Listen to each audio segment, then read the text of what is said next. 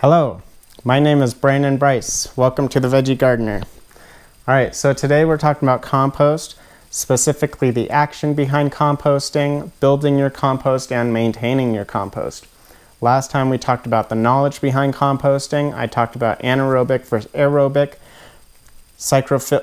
then the types of compost, which are psychrophilic, mesophilic, and thermophilic. We also talked about the carbon-nitrogen ratio and just how we look at carbon and nitrogen when we're adding it. All right, but now we're building it. So where do we put the compost pile? We want to preferably a shaded location, although it doesn't have to be shaded. The sun will just alter the compost temperature a little bit. And it will also, the UV rays will be damaging some of the soil microbes on the surface of the compost. But I wouldn't say that's terrible if that's your choice.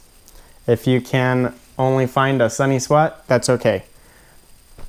You do want it in a well-ventilated area because as those soil microbes break down that organic matter, the byproducts of that will be gases. So you want that to be able to come off. All right, after we place our compost, then how do we build it? We got two big choices. We got slow piling and fast piling. Slow piling is when you're just adding layers to your compost slowly over time. Fast piling will be when you have a bunch of material and you just want to make a big compost right now, right away, and go for it. All right, slow piling. We're going to aim for a CN ratio of 1:1, 1:1 by weight. So what this means is 1 layer of nitrogen for 1 layer of carbon. You want the layers to be about equal in weight. That will help us get to, the reason why we do that is because small piles disperse heat. That's actually not great because the heat allows water to evaporate, and if we have too much water, the water pushes out air and it will decrease our airflow, which will cause anaerobic environments. That will be the stinky aspect. So we go for a 1:1 ratio of carbon and nitrogen by weight so that we avoid this anaerobic environment. If we're fast piling, if we just want to build the pile all in one day, we're going to aim for a carbon to nitrogen ratio 1:2, where we have 1 part carbon, 2 parts nitrogen by weight. That will help us get us close to the 30:1 ratio. And because it is a large pile, it will be able to keep in that heat and then evaporate some of the excess water off of the pile. All right, that's a lot. Oh, hey, I forgot. If you find this informative, please like, share, and subscribe. All right, let's get to the second part. But all I have to do is flip this board. Oop. And I wanted to share this with you. Before we go on to the next board, I do have another board after this, but I wanted to share this with you. And what this is just a short list of some brown and green materials, but I wanted to highlight a few things. So for our green materials, we got chicken manure, cow manure, table scraps, grass clippings, and soil. Our C to N ratio, carbon and nitrogen. Nitrogen is always going to be 1 in this case, and our carbon is going to be the number. So in chicken manure case, the CN is 7:1. Okay. I wanted to highlight soil because out of, my resources, the mini farming guide to composting,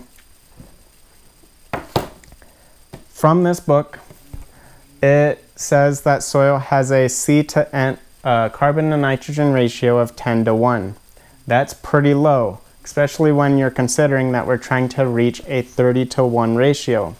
The reason why that's important is we can actually do a very lazy way of composting, and that's just going to bury your stuff. Bury your food scraps, or bury your manure, or bury whenever you add the soil in, it will be a compost system.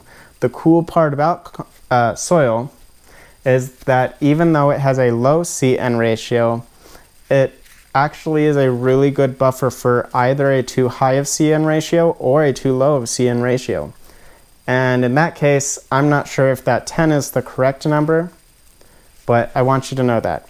A very lazy way of building a compost is literally just burying it and knowing where you buried it. Okay, on the brown side, I want to point out sawdust and wood chips.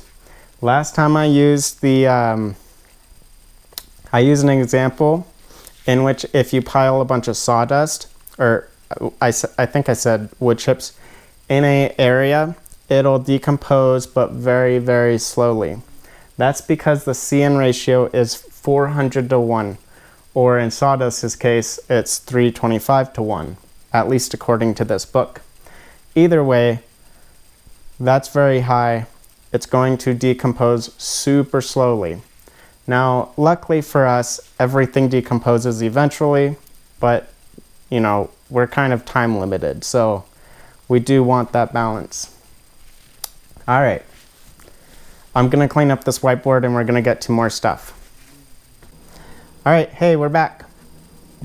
All right, so we built our compost pile, now we're maintaining it. Every 2 weeks, I want you to go grab a handful of your compost and you're going to smell it. Is it stinky? If the answer is yes, that's because it's an anaerobic environment and you're going to want to stir it. If you've stirred within the last 2 weeks, you're going to want to add brown material. That's your carbon, right? And the reason is because you have too much nitrogen, it's too much water pushing out the air, so you're going to have to add some carbon. Okay, if you grab your handful of compost and it does not stink, then what we're going to check for is it soggy, damp, or dry? Now, soggy, damp, or dry is really the same thing as when you're actually watering your garden and your plants. That finger test that we talked about earlier, like way early, first few videos, that's pretty much what we're doing, except for we're just having a handful. Soggy is like dripping wet, you know, when it's muddy, right? If it's muddy, but it doesn't stink, all you need to do is stir it. If it's damp, such as like if you have it's sufficient water for a plant to grow in. That's what I mean by damp. Just do nothing. Let it sit for another 2 weeks. If it's dry, you're going to want to stir, but also add water. Add water. Okay. Because the soil microbes can only function in a damp environment. All right, so one note though is no matter what, I would stir it once a month. That will just make sure that the compost pile stays active. Before we move on, I do want to say it's easier, I'm touching back on this. It's much easier to catch a compost pile that has too much green, too much nitrogen, than a compost pile that has too much carbon in it. It's easier to catch stinky versus slow. So the main principle that I would work on when I'm building a compost pile is actually aim for too much nitrogen and then tone it back. Aim for too much nitrogen and then just keep adding a little bit of carbon every 2 weeks or even every week and tone it back until it stops stinking. That is so much easier than building a compost pile that is too heavy on the carbon and trying to add nitrogen until you get to that balanced point. I hope that makes sense.